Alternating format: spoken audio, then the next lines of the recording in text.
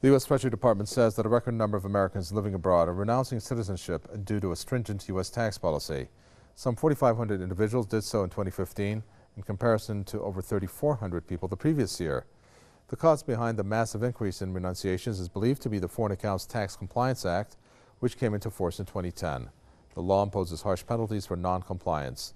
In 2009, it was revealed that Swiss bank UBS had enabled its American customers to defraud the U.S. tax authorities. This resulted in a Washington clampdown on foreign banks. The encroachment prompted many of the banks to scrap business with Americans living abroad, causing some U.S. citizens overseas to give up their passports.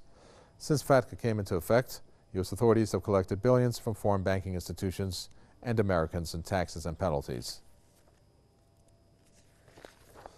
E. Michael Jones, editor of Culture Wars Online magazine, joins us from Indiana. E. Michael Jones, when it comes to this story, obviously some people are going to say, who wants to give up their American passport?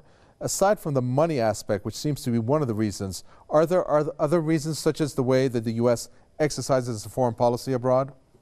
Well, I think you're talking here about the logic of empire.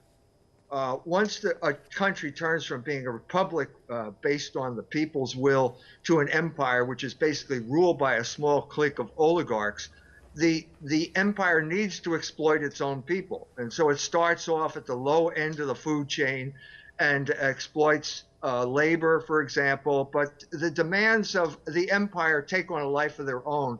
And so it keeps moving up the food chain, and it gets to more and more well-to-do people, and finally it reached these people. So I think that what happens is that people just make a kind of economic calculus, and they say, what's the benefit? What's the downside? And they say that there's no more benefit here, and so that they leave. They hand in their passports. And what about some of the wars that the U.S. has conducted, where obviously countries that are being targeted perhaps then translates into some people, like one of our analysts, Ken O'Keefe, who used to be a U.S. Marine, renouncing his citizenship because of some of these foreign policy adventures that the U.S. has had? Well, there's no question that foreign policy drives the wars that are basically the wars of the empire. But what you see as the demands become increasing, they turn on the people who used to be their allies. Look at the oil industry, for example. Basically, the war against Russia right now is to drive down oil prices. Well, that wrecked the fracking industry. That wrecked the domestic oil industry in the United States. Well, they were always the classic allies.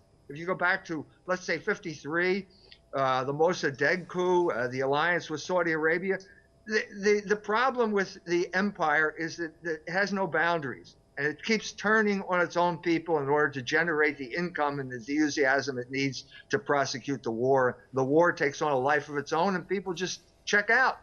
They say it's not benefiting me, and they check out.